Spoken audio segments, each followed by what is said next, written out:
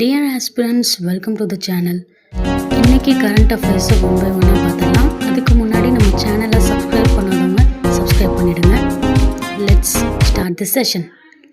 தடையற்ற வர்த்தக ஒப்பந்தம் தொடர்பாக நடைபெற்ற பேச்சுவார்த்தையின் முடிவுகளை இந்தியாவும் ஐரோப்பிய யூனியனும் அறிவிக்க உள்ளன. இருதரப்பு பொருளாதாரத்தை மேம்படுத்துவதுதான் இந்த ஒப்பந்தத்தின் நோக்கம். இந்தியா மற்றும் ஐரோப்பிய யூனியன் இடையே தடையற்ற வர்த்தக ஒப்பந்தம் தொடர்பான பேச்சுவார்த்தை 2007 தொடங்கியது. 18 ஆண்டுகளுக்கு பிறகு இந்த ஒப்பந்தம் முடிவடையும் நிலையை எட்டியுள்ளது. இந்த ஒப்பந்தம் குறித்த பேச்சுவார்த்தையின் முடிவு இந்தியா ஐரோப்பிய யூனியன் உச்சி மாநாட்டில் அறிவிக்கப்பட உள்ளது. இந்த ஒப்பந்தம் மூலம் இந்தியாவும் ஐரோப்பிய யூனியனும் இறக்குமதி வரியை 90% மேல் குறைக்கும். ஜவுளி மற்றும் காலணி தயாரிப்பு துறையில் தடையற்ற வர்த்தக ஒப்பந்தம் அமலான உடனே வரிகள் உடனடியாக குறைந்துவிடும். சில பொருட்களுக்கு படிப்படியாக வரிகள் குறைக்கப்படும். தொலைத்தொடர்பு, போக்குவரத்து, ஆடிட்டிங் போன்ற துறைகளில் சேவைகளில் வர்த்தகத்தை ஊக்குவிக்க விதிமுறைகளை தடையற்ற வர்த்தக ஒப்பந்தம் நீக்கும். சிறு விவசாயிகளுக்கு பாதிப்பு ஏற்படும் என்பதால் பால் பொருட்களை இந்த ஒப்பந்தத்தில் இந்தியா சேர்க்கவில்லை. இந்த ஒப்பந்தம் சீனாவை சார்ந்திருப்பதையும் குறைக்க உதவும்.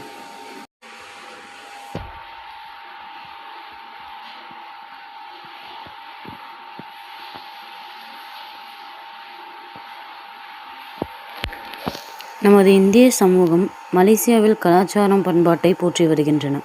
அங்கு 500க்கும் மேற்பட்ட தமிழ் பள்ளிகள் உள்ளன என்று பிரதமர் மோடி பெருமிதம் தெரிவித்தார்.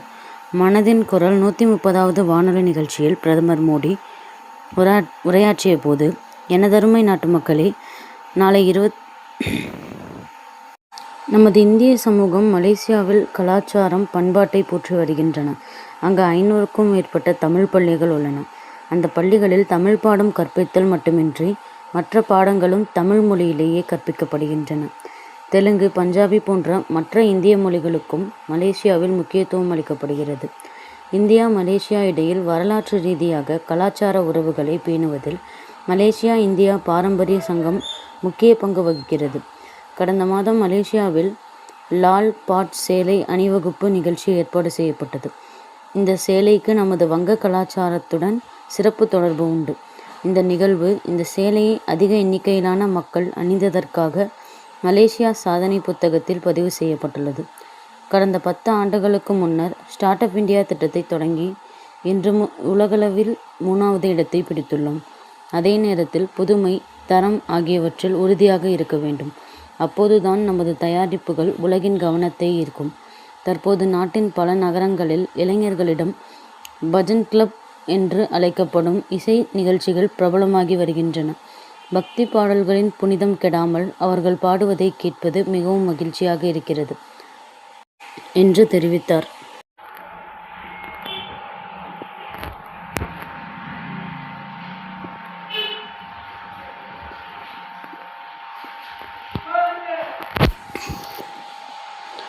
விடுதலைக்கு பிந்தைய இந்தியாவின் கொள்கை வடிவமைப்பை ஆதாரபூர்வமாக மாற்றியமைத்ததில் தேசிய மாதிரி ஆய்வு நேஷனல் சாம்பிள் சர்வே முக்கிய பங்கு வகித்துள்ளது. இந்திய மாதிரி ஆய்வு அமைப்பின் 75வது ஆண்டுகள் நிறைவடைந்துள்ள நிலையில் அதன் சாதனைகளையும் எதிர்கால சவால்களையும் கவனிப்பது அவசியம். விடுதலைக்கு பின்னர் புதிதாக உருவான நாடு என்கிற வகையில் இந்தியா எதிர்கொண்ட அடிப்படை சவால்களில் ஒன்று நம்பகமான விரிவான புள்ளிவிவர தரவுகளுக்கான பற்றாக்குறை. பொருளாதார வளர்ச்சி, வறுமை, மறுமை ஒழிப்பு, சமூக நலன் போன்ற முக்கிய அரசு கொள்கை தீர்மானங்களை ஆதாரங்களின் அடிப்படையில் எடுப்பதற்கு தேவையான தரவுகள் இல்லாத நிலையில் திட்டமிடல் பெரும்பாலும் அனுமானங்களை மட்டுமே சார்ந்திருந்தது. இந்த சூழ்நிலையில்தான் 1949 பேராசிரியர் B.C. மகாலனோபிஸ் தலைமையில் தேசிய வருமான குழு அமைக்கப்பட்டது. இவரை இந்திய புள்ளியியலின் தந்தை என அழைக்கப்படும் மகாலனோபிஸ் இந்திய பொருளாதாரத்தின் முக்கியமான பகுதிகள், குறிப்பாக முறைசாரா தொழில்கள், குடும்பம் சார் தொழில்கள் புள்ளி விவர ரீதியாக கண்ணுக்கு புலப்படாமல் இருப்பதை சுட்டிக்காட்டினார். இந்த வெற்றிடத்தை நிரப்புவதற்காகவே முறையான மாதிரி ஆய்வுகள் அவசியம் என குழு பரிந்துரைத்தது. அந்த பரிந்துரையின் விளைவாக உருவானதே தேசிய மாதிரி ஆய்வு நிறுவனம். 1950 அக்டோபர் முதல் 1951 மார்ச் வரை நடைபெற்ற முதல் தேசிய மாதிரி ஆய்வு சுற்று பெரும்பாலும் கிராமங்களை மையமாக கொண்டு குடும்ப நுகர்வு, செலவு, வேளாண்மை, கால்நடை, குடும்ப தொழில்கள், நிதி அணுகல் போன்ற பல்வேறு சமூக பொருளாதார அம்சங்களை உள்ளடக்கியது. இந்த முயற்சி இந்தியாவில் ஆதாரபூர்வமான கொள்கை வடிவமைப்புக்கான ஒரு புதிய பாதையை திறந்தது. அதன் பின்னர் அரசு திட்டங்கள் ஊகங்களின் அடிப்படையில் அல்லாமல் தரவுகளின் அடிப்படையில் உருவாகத் தொடங்கின. கடந்த 75 ஆண்டுகளில் தேசிய மாதிரி ஆய்வு இந்தியா அரசின் கொள்கை இயந்திரத்தின் மையமாகவே செயல்பட்டு வந்துள்ளது. முந்தைய 5 ஆண்டு திட்டங்கள், வறுமை மதிப்பீடுகள், ஊட்டச்சத்து நிலை, வேலைவாய்ப்பு போக்குகள், நுகர்வு முறை மாற்றங்கள் இவை அனைத்துக்கும் NSSன் தரவுகள் அடித்தளமாக இருந்தன. 1970களின் மத்திய பகுதியில் NSS வெளியிட்ட அறிக்கைகள் இந்தியாவில் வறுமையின் பரவலான தன்மையை தெளிவாக வெளிப்படுத்தின. இந்த தகவல்களே முக்கியமான பல சமூக திட்டங்கள் பின்னர் வலுப்பெற காரணமாக அமைந்தன. பொது விநியோக திட்டம், பப்ளிக் டிஸ்ட்ரிபியூஷன் சிஸ்டம் விரிவாக்கம், ஒருங்கிணைந்த குழந்தை வளர்ச்சி திட்டம், உணவுக்கு வேலை திட்டம் ஆகியவை NSS தரவுகளின் அடிப்படையிலேயே வடிவமைக்கப்பட்டன. உணவுக்கு வேலை திட்டம் பின்னர் பல மாற்றங்களுடன் 2006ஆம் ஆண்டு மகாத்மா காந்தி தேசிய ஊரக வேலைவாய்ப்பு உறுதி சட்டமாக பரிணாமித்து உலகின் மிகப்பெரிய உரிமை அடிப்படையிலான வேலைவாய்ப்பு திட்டமாக மாறியது. இந்த வளர்ச்சி பாதையின் அடிப்படையில் NSSன் பங்களிப்பு மறுக்க முடியாதது. காலப்போக்கில் NSS தனது செயல்முறைகளிலும் முக்கியமான மாற்றங்களை ஏற்றுக்கொண்டது. காகித அடிப்படையிலான நேர்காணல்களிலிருந்து டேப்லெட்டுகளை பயன்படுத்தும் கணினி உதவியுடனான நேர்காணல் முறைக்கு மாறியது. தரவு சேகரிப்பின் வேகத்தையும் துல்லியத்தையும் குறிப்பிடத்தக்க வகையில் உயர்த்தியது. இந்த மாற்றம் தரவுகளை நேரடியாக கண்காணிக்கவும் விரைவாக அறிக்கைகள் வெளியிடவும் வழிவகுத்தது. இதன் மூலம் கொள்கைகள், முடிவுகள் காலதாமதமின்றி எடுக்கப்படும் சூழல் உருவானது. 75 ஆண்டுகள் நிறைவடைந்துள்ள இந்த கட்டத்தில் NSS உலகளாவிய அங்கீகாரத்தையும் பெற்றுள்ளது. இந்தியா மீண்டும் ஐக்கிய நாடுகள் புள்ளிவிவர ஆணையத்தின் உறுப்பினராக தேர்ந்தெடுக்கப்பட்டிருப்பதும், பிக் டேட்டா, அதிகாரப்பூர்வ புள்ளிவிவரங்களுக்கான தரவு அறிவியல் தொடர்பான ஐநா குழுவில் உறுப்பினராக இருப்பதும் இந்தியாவின் புள்ளிவிவர அனுபவம் உலக அளவில் மதிக்கப்படுவதை வெளிப்படுத்துகின்றன. இவ்வளவு முக்கியமான பங்களிப்புகளை NSS வழங்கியிருந்தாலும் அது இன்று சில கடினமான சவால்களை எதிர்கொள்கிறது. அதில் முக்கியமானது பங்கேற்பு மறுப்பு விகிதம் தொடர்ந்து அதிகரித்து வருவது. இது தரவுகளின் பிரதிநிதித்துவத்தையும் நம்பகத்தன்மையையும் பாதிக்கக்கூடிய ஓர் உலகளாவிய சவாலாக உள்ளது. இதற்கு தீர்வாக NSS ஆய்வுகளில் பங்கேற்பது ஒரு குடிநபரின் பொறுப்பு என்கிற புரிதலை பள்ளிக்கல்வி முதல் சமூக உரையாடல் வரை வலியுறுத்த வேண்டிய தேவை உள்ளது. கூடுதலாக சிறிய ஊக்கங்கள் அல்லது சமூக அங்கீகாரம் போன்ற வழிமுறைகளும் பரிசீலிக்கப்படலாம். செயற்கை நுண்ணறிவு, தரவு அறிவியல் போன்றவை NSSன் பகுப்பாய்வு திறனை மேலும் வலுப்படுத்தும் ஆற்றல் கொண்டவை.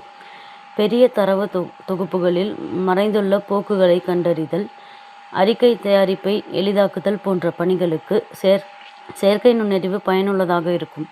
இருப்பினும் தரவு சேகரிப்பில் நேரடி மனித தொடர்புக்கு செயற்கை நுண்ணறிவால் பதிலீடாகிவிட முடியாது. சமூக சூழலை உணரும் களப்பணியாளரின் பங்கு NSSன் அடையாளமாகவே தொடர வேண்டும். 75 ஆண்டுகள் நிறைவடைந்துள்ள தேசிய மாதிரி ஆய்வு நிறுவனம் இந்தியாவின் ஆட்சி கொள்கை வடிவமைப்பில் ஒரு மௌனமான அதே வேளையில் வலுவான தூணாக செயல்பட்டு வந்துள்ளது. ஆதாரபூர்வமான நிர்வாகத்தின் அவசியம் அதிகரிக்கும் இந்த காலகட்டத்தில் NSSன் முக்கியத்துவம் குறையவில்லை, மாறாக மேலும் அதிகரித்துள்ளது.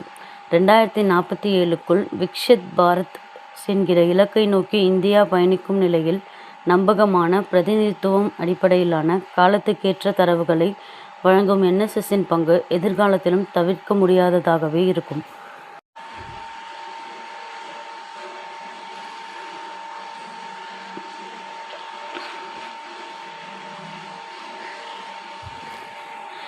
புத்தாண்டு பிறந்த பிறகு உலகின் தற்போதைய பொருளாதார நிலை மற்றும் எதிர்கால முன்னேற்றம் பற்றிய 3 முக்கியமான அறிக்கைகள் சர்வதேச அமைப்புகளால் வெளியிடப்பட்டன. ஐக்கிய நாடுகள் சபை உலக பொருளாதார நிலைமை மற்றும் வாய்ப்புகள் 2026 என்ற அறிக்கையை ஜனவரி 8 வெளியிட்டது. உலக பொருளாதார மன்றம் தலைமை பொருளாதார நிபுணரின் கண்ணோட்டம் 2026 என்ற வருடாந்திர அறிக்கையை கடந்த 16ஆம் தேதி டாவோஸில் வெளியிட்டது. உலக பொருளாதார கண்ணோட்டம் 2026 என்ற அறிக்கையை சர்வதேச நாணய நிதியம் கடந்த 19ஆம் தேதி வெளியிட்டது. ஐநா அறிக்கையில் 2025 உலகளாவிய வளர்ச்சி மிதமானது என்றும் அது கரோனா தொற்றுக்கு முன்பு இருந்த நிலைகளுக்கு கீழேதான் இருந்தது என்றும் குறிப்பிடப்பட்டுள்ளது.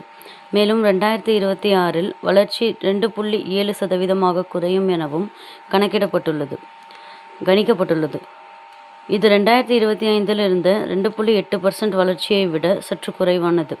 உலக வர்த்தக பதற்றம், நிதி அழுத்தங்கள் மற்றும் கொள்கை உறுதியின்மை ஆகியவை முக்கிய தடைகளாகும்.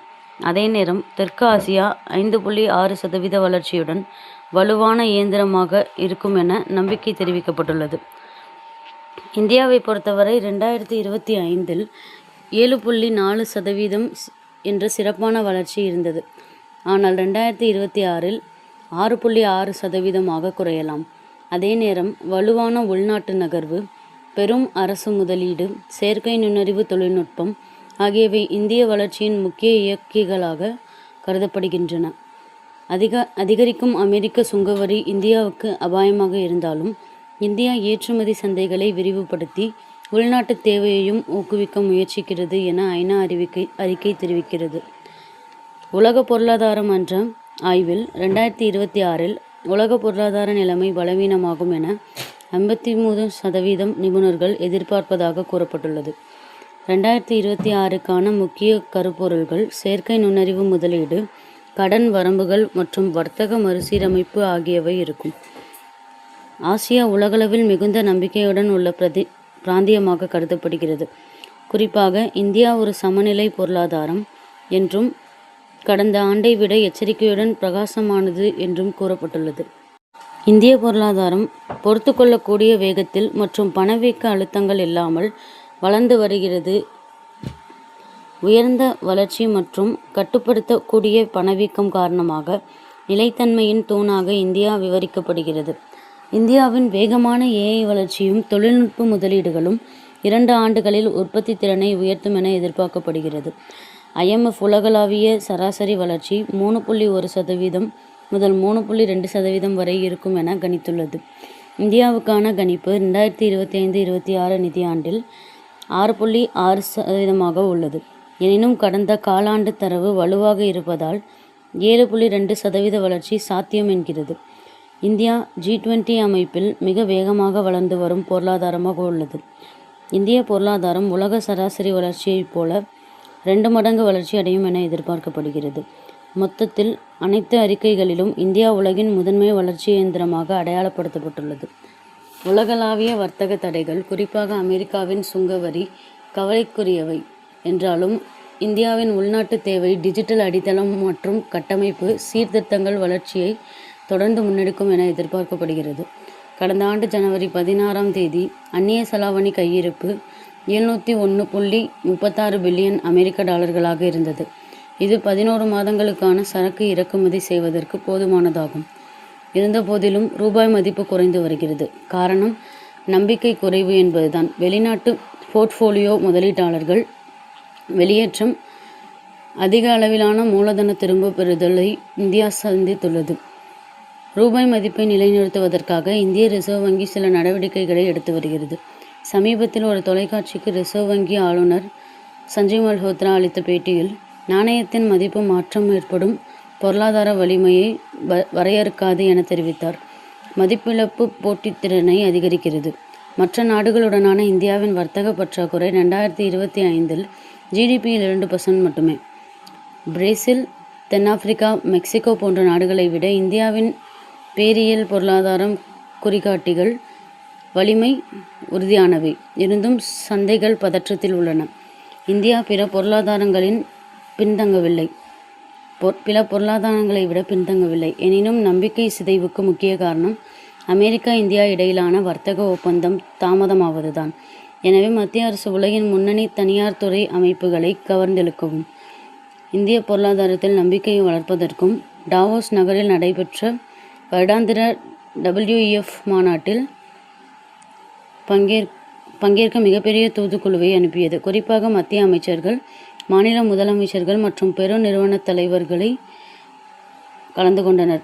தொழில்நுட்பம், தொழில் மற்றும் மாநில அளவிலான நிர்வாகத்தை வெளிப்படுத்துவதில் நன்றாக திட்டமிட்ட முயற்சி இது. டாவோஸ் 2026 கூட்டத்தில் வர்த்தக போர் முக்கிய கருப்பொருளாக இருந்தது. ஐரோப்பிய தலைவர்களும் வளர்ந்து வரும் பொருளாதாரங்களும் அமெரிக்க அதிபர் ட்ரம்பால் ஏற்பட்டுள்ள உலகளாவிய வர்த்தக சீர்குலைவு, அட்லாண்டிக் கடல் கடந்த உறவுகளை இறுக்குவது, விநியோக சங்கிலி சீர்குலைவு குறித்த அச்சங்களை வெளிப்படுத்தினர். ஐரோப்பிய மற்றும் ஆசிய பங்கேற்பாளர்கள் அமெரிக்காவை நம்பியில்லாத வர்த்தகத்தை வளர்ப்பதில் இனிமேல் கவனம் செலுத்த வேண்டும் என்ற உணர்வோடு திரும்பினர். இன்றைக்கி கரண்ட் அஃபேர்ஸ் பற்றின உங்களோட ஒப்பீனியன்ஸை கீழே கமெண்ட்டில் ஷேர் பண்ணுங்கள். we will discuss about it and then like பண்ணுங்கள், ஷேர் பண்ணுங்கள். we'll see you on the next video.